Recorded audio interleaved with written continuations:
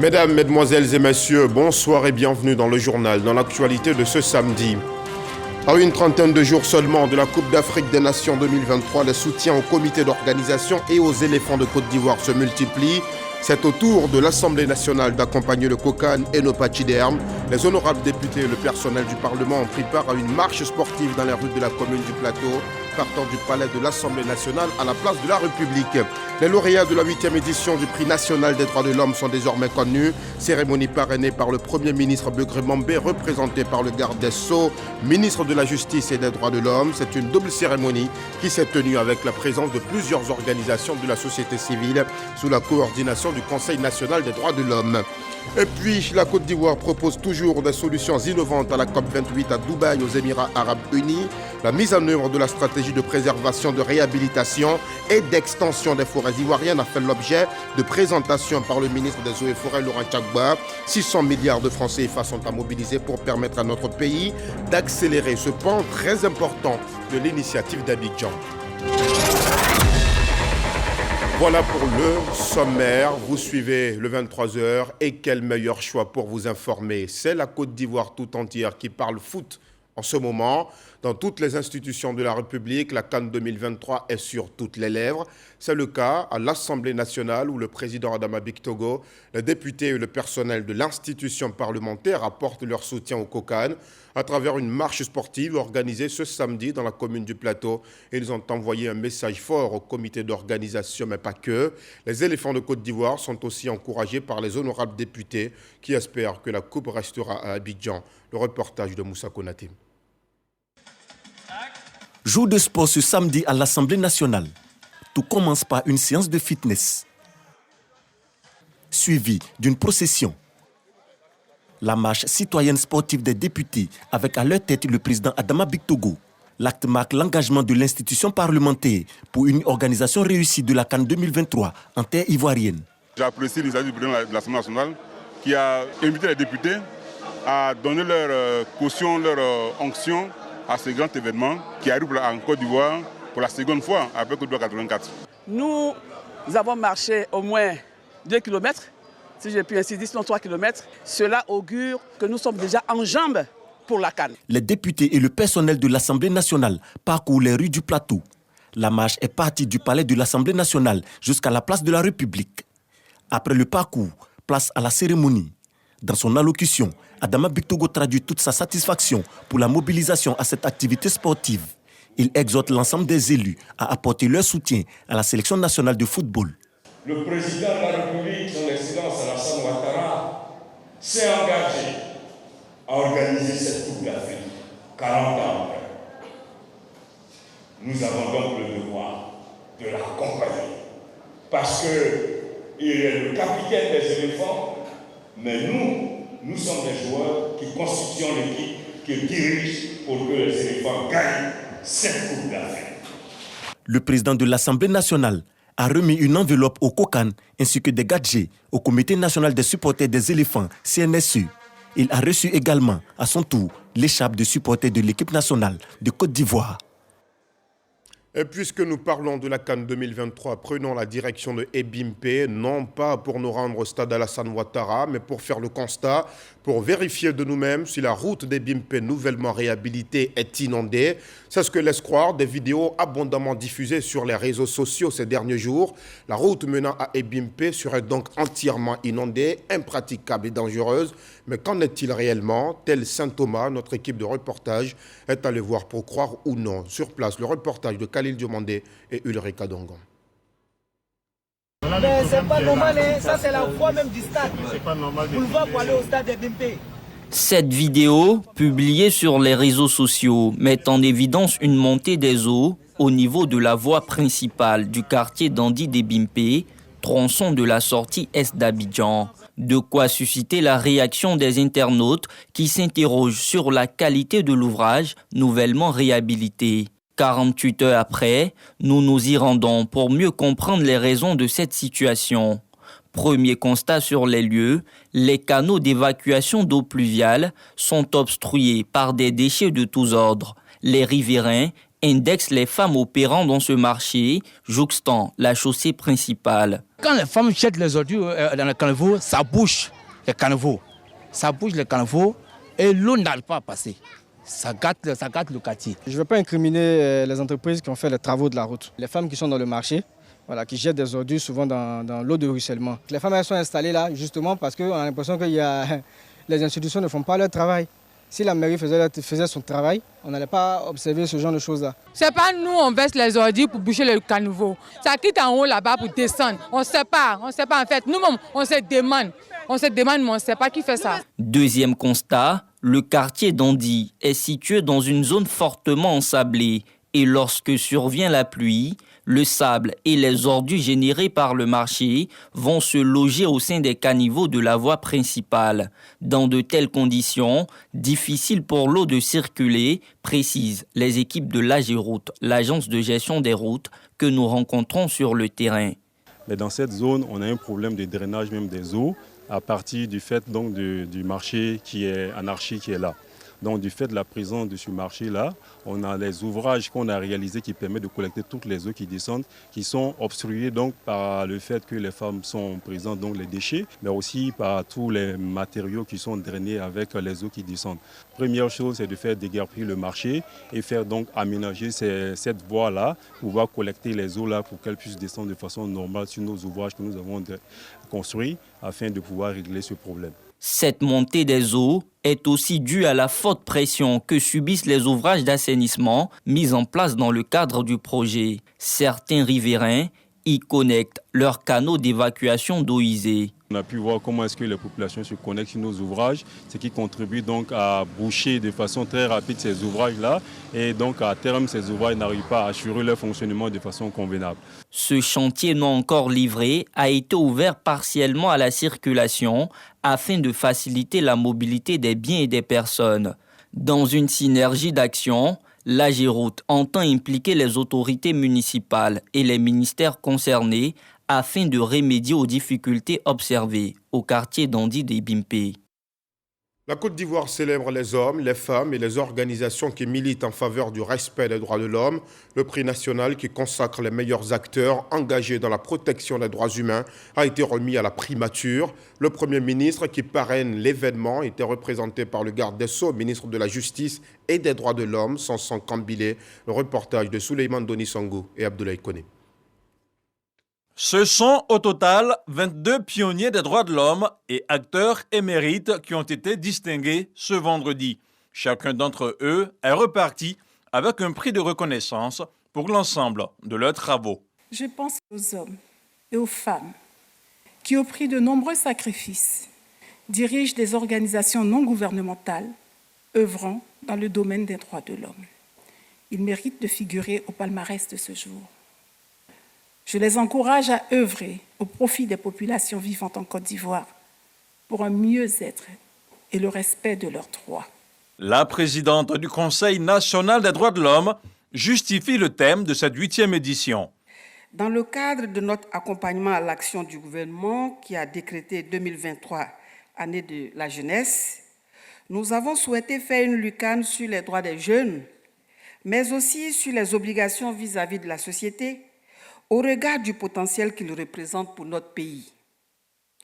Il était important pour le CNDH, dans le cadre de l'interaction avec les organisations de la société civile et plus spécifiquement avec les organisations de défense des droits de l'homme, de trouver un moyen de motiver et de renforcer l'engagement de leurs actions auprès des populations. C'est le garde des Sceaux, ministre de la Justice et des droits de l'homme, qui a évalué le rapport transmis au chef du gouvernement.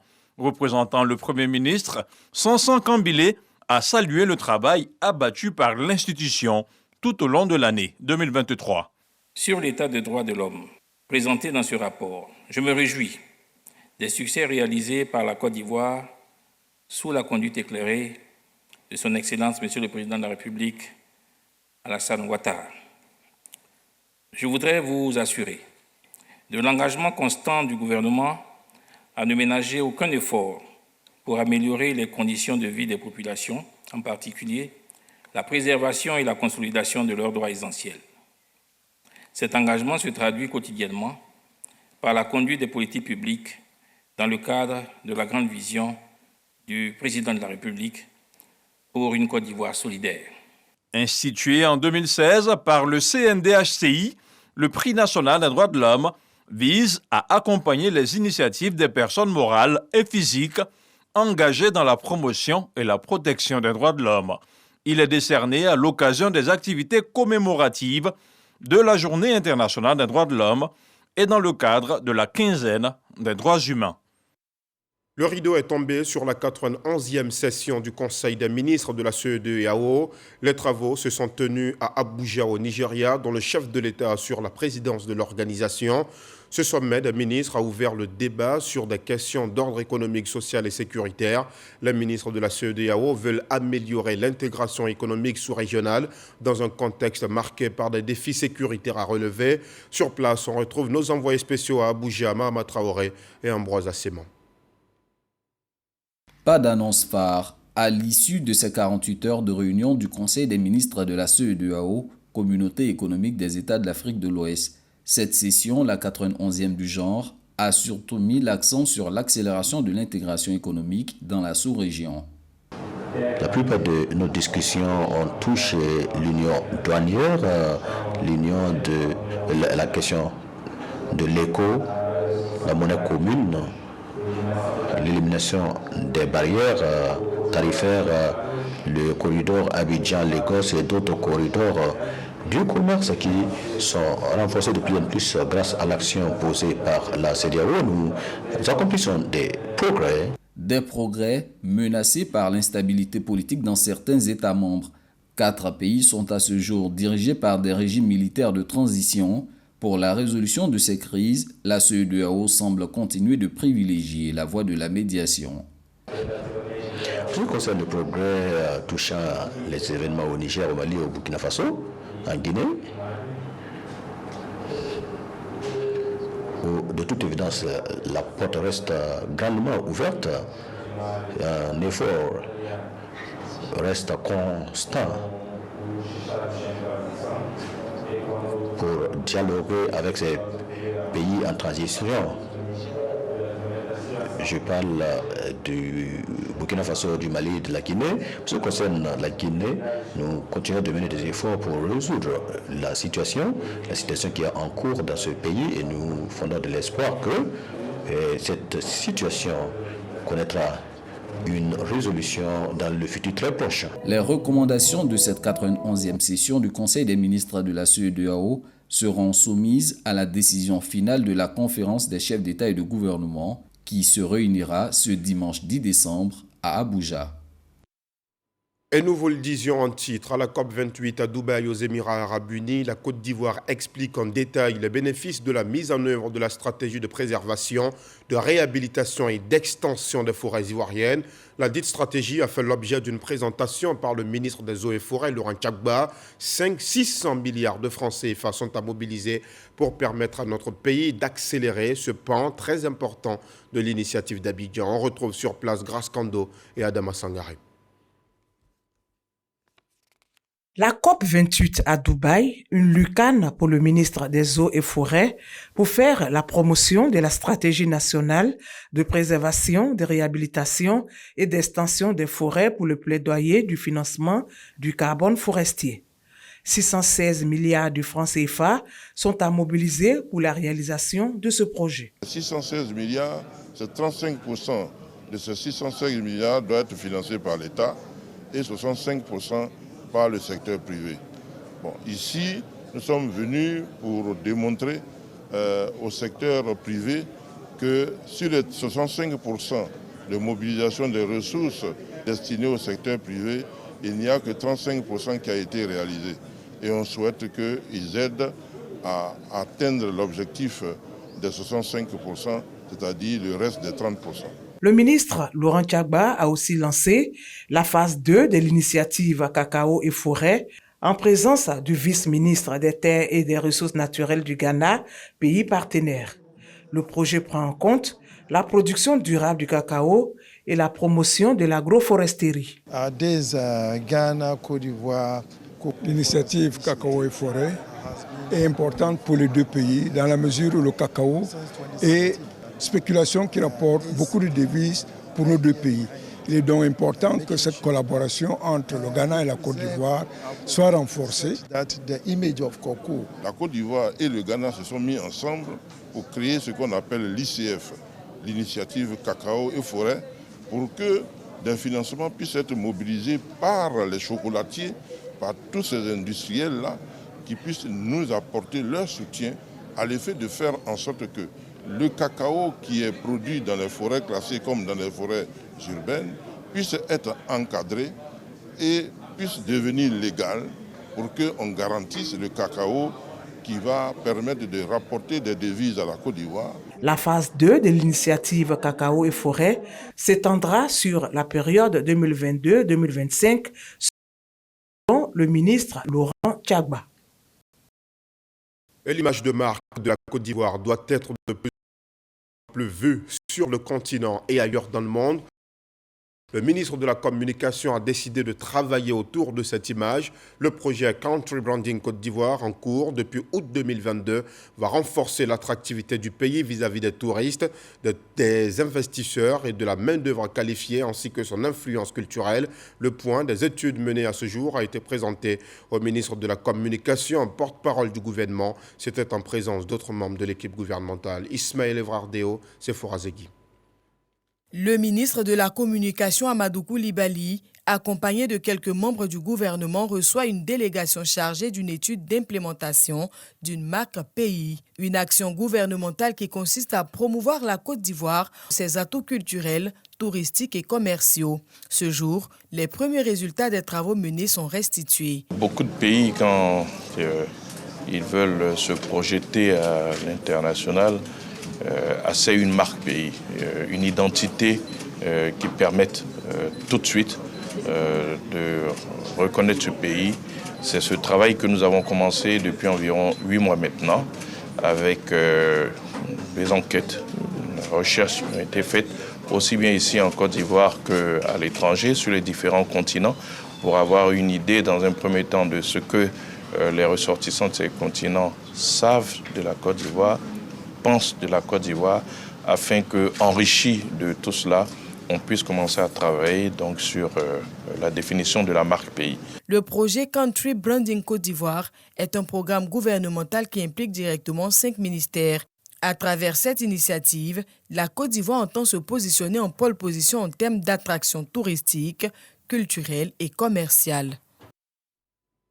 L'ambassade de Côte d'Ivoire aux États-Unis a organisé la 2e édition du Gala de la fraternité de la communauté ivoirienne ce samedi. Parrainé par le ministre du Tourisme et des Loisirs, cet événement a permis de célébrer la diversité et la remarquable créativité de la diaspora ivoirienne au pays de l'Oncle Sam. Godfrey Kambawa, Patricia Oumouetia. La 2e édition du Gala de la Fraternité a été marquée, entre autres, par des remises de distinction à certains membres de la diaspora qui se sont particulièrement illustrés dans leur domaine d'activité. Un défilé de mode a permis de mettre en lumière la créativité de certains stylistes ivoiriens.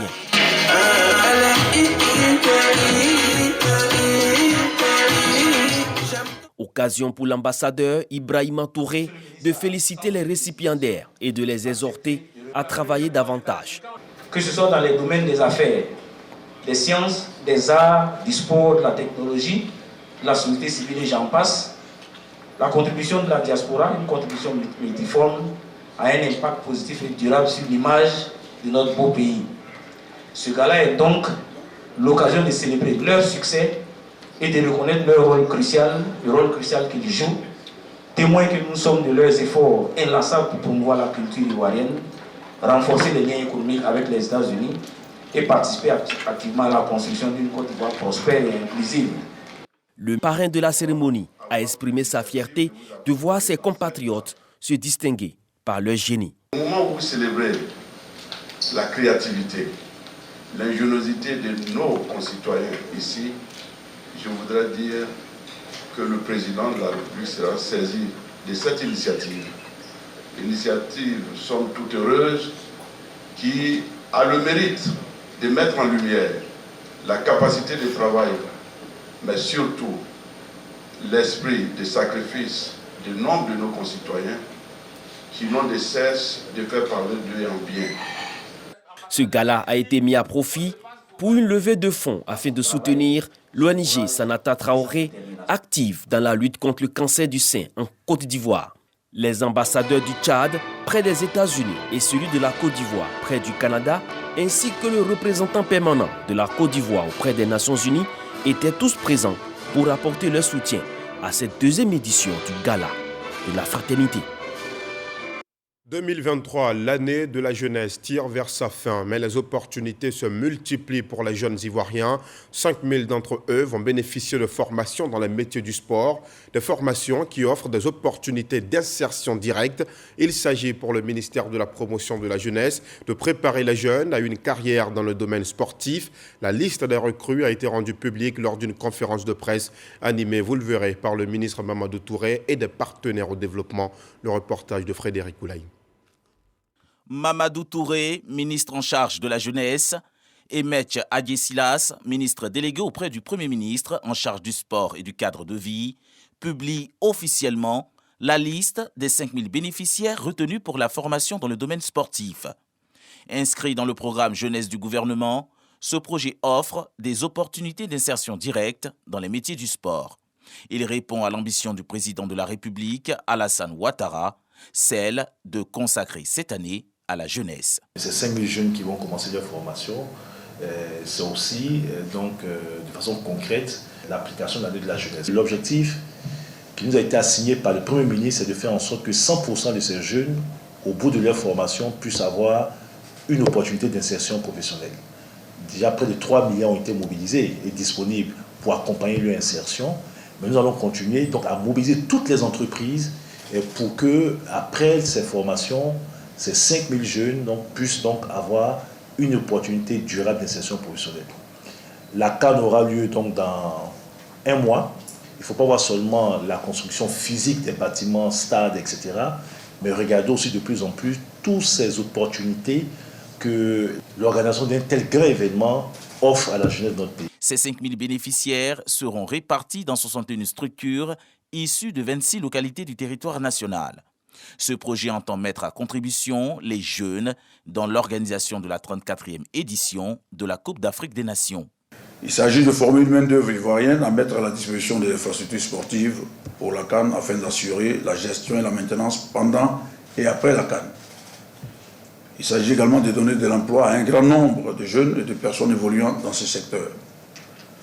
Il s'agit également de booster la pratique du sport en Côte d'Ivoire et contribuer à la professionnalisation des pratiques dans les différentes disciplines sportives et de contribuer au développement de l'entrepreneuriat dans le sport en Côte d'Ivoire. Ce projet de formation au métier du sport est estimé à 4 milliards de francs CFA. Il sera sanctionné par la délivrance de certificats aux bénéficiaires. Et puisque nous parlons de la jeunesse en politique, les jeunes du RHDP se sont réunis aujourd'hui au Parc des Sports de Treichville.